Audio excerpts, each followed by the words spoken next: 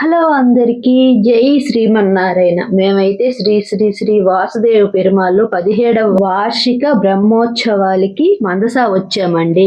ప్రతి సంవత్సరం ఫిబ్రవరి నెలలో అంటే మాఘమాసంలో ఈ బ్రహ్మోత్సవాలు అయితే ఇక్కడ జరుగుతాయండి. అసలు ఇదే నెలలో ఎందుకు ఇక్కడ ఈ బ్రహ్మోత్సవాలు జరిపిస్తారో తెలుసా అండి? 2009 ఫిబ్రవరి నెలలో ఈ గుడి అనేది పునర్ప్రతిష్ఠించారట. కాబట్టి ఇదే నెలలో ఈ బ్రహ్మోత్సవాలు ఇక్కడ జరుగుతాయి. మందస వాసుదేవ పెరుమాళ్ళు గుడి గురించి మన ఛానల్లో చాలా వీడియోస్ ఉన్నాయండి. అయినా మరొక్కసారి చెప్పేస్తాను వినండి. ఈ గుడి అయితే 800 ఏళ్ల నాటి పురాతనమైన గుడి. ఇదే గుడిలో పెద్ద జిఆర్ స్వామి గారు శ్రీ భాష్యం విద్యాభ్యాస పఠన అనేది ఇక్కడ కూర్చొని చేశారట.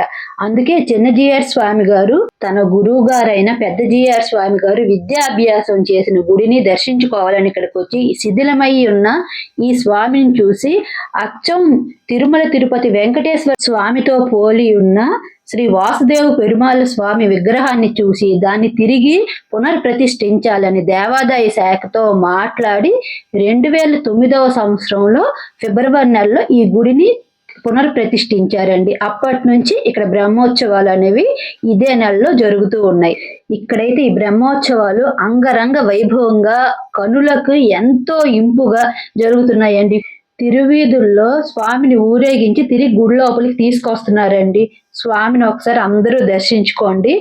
నేను చాలా మంది జనాలు ఉన్నారు కదా, దగ్గర నుండి తీయడం కుదరట్లేదు, కానీ ముందుకెళ్ళి మీకు స్పష్టంగా స్వామివారి దర్శనాన్ని అయితే కలిగిస్తానండి. తిరువీధుల్లో ఊరేగి వస్తున్న స్వామివారిని అందరూ ఒకసారి దర్శించుకోండి. జై శ్రీమన్నారాయణ, జై శ్రీమన్నారాయణ.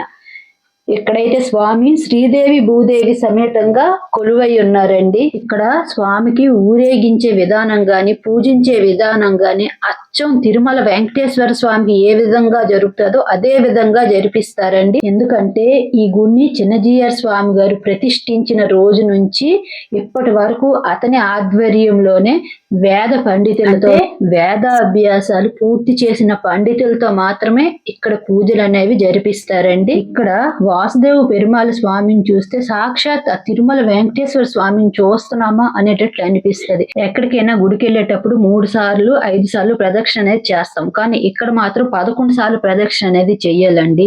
ఎందుకంటే చిన్నజీఆర్ స్వామి గారు ఈ గుడి ప్రతిష్ఠించినప్పుడు శ్రీ వాసుదేవ పెరుమాళ్ళు నామాన్ని రాస్తూ గుడి చుట్టూ ప్రదక్షిణ చేశారట. అంటే అష్టోత్తర నామాల్ని రాస్తూ గుడి చుట్టూ ప్రదక్షిణ చేశారట. అది పూర్తయ్యేసరికి అంటే అష్టోత్తర నామాలు పూర్తయ్యేసరికి 11 సార్లు ప్రదక్షిణ అనేది చిన్నజీఆర్ స్వామి గారిది జరిగిందట. అప్పటి నుంచి 11 సార్లు కానీ ఇక్కడ ప్రదక్షిణ చేస్తే మన మనసులో ఉన్న కోరిక తీరి ఆయురారోగ్యాలు అష్టైశ్వర్యాలు లభించి ఆనందంగా ఉంటారని ఆ రోజు స్వామి చెప్పారట. అప్పటి నుంచి ఈ గుడికి ఎవరు వచ్చినా 11 సార్లు ప్రదక్షిణ అనేది పూర్తి చేస్తారండి. ఇక్కడైతే వేద పండితులతో మహాహోమం అనేది జరుగుతుందండి. అందుకే స్వామివారి ఊరేగింపు అనేది కొద్దిసేపు ఇక్కడ ఉంచి పూజ అనేది జరిపిస్తున్నారు. గుడి చుట్టూ చూడండి, చాలా చక్కగా ఎంత చక్కగా అలంకరించున్నారో మొత్తం అంతని. ఇక్కడ రాధాకృష్ణుల బొమ్మ మీకు కూడా చాలా సార్లు చూపించానండి. ఇక్కడ మనం సౌండ్ చేసామనుకోండి రాధాకృష్ణుల కలర్ అనేది మారుతూ ఉంటదండి. చూడండి, చూపించాను కదా, ఇలాగా వైట్ నుంచి రెడ్ ఇలాగ షేడ్స్ అనేవి మారుతూ ఉంటాయి. ఇంకా స్వామి ఊరేగింపు అనేది మొదలయ్యిందండి. ఈ బ్రహ్మోత్సవాలు అయితే ఎంతో వైభోగంగా జరిపించడానికి అనేక చోట్ల నుంచి అనేక మంది వేద పండితులు వచ్చి పాల్గొన్నారండి. వారితో పాటు స్వామికి సేవ చెయ్యాలని సదుద్దేశంతో చుట్టుపక్కల ఊర్లో ఉన్న ప్రజలందరూ తరలి వచ్చారట. అప్పటి నుంచి రోజుకి ఒక ఊరు వారికి స్వామికి సేవ చేసుకునే అవకాశాన్ని కలిగించారట అండి. శేషవాహనం మీద స్వామి ఊరేగింపు అనేది పూర్తి చేసి మండపం మీదకైతే స్వామిని తీసుకొచ్చారండి. ఒకసారి స్వామిని అందరూ దర్శించుకోండి. జై శ్రీమన్నారాయణ, జై శ్రీమన్నారాయణ.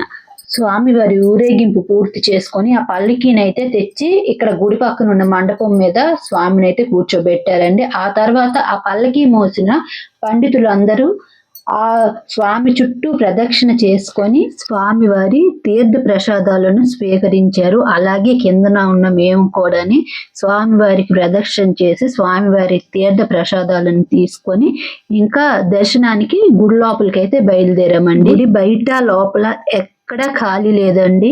ఫుల్గా జనాలతో గుడి అయితే నిండిపోయి ఉంది. గుడిలో దర్శనం చేసుకొని వస్తున్న ఈ చిన్న చిన్న పిల్లల్ని చూస్తే అయితే చాలా ముచ్చటేసిందండి. వీళ్ళు వైజాగ్ నుంచి అంట ఈ ప్రోగ్రామ్ కోసం వచ్చారట. ఇంకా లైన్ లో మేము ఎక్కువసేపు నిల్చోకుండానే మా వారికి తెలిసిన వాళ్ళు ఉన్నారట, డైరెక్ట్ గా లోపలికి అయితే పంపించేశారు. శ్రీదేవి భూదేవి సమేత శ్రీమన్నారాయణుడికి ఒకసారి చూసేయండి. జై శ్రీమన్నారాయణ.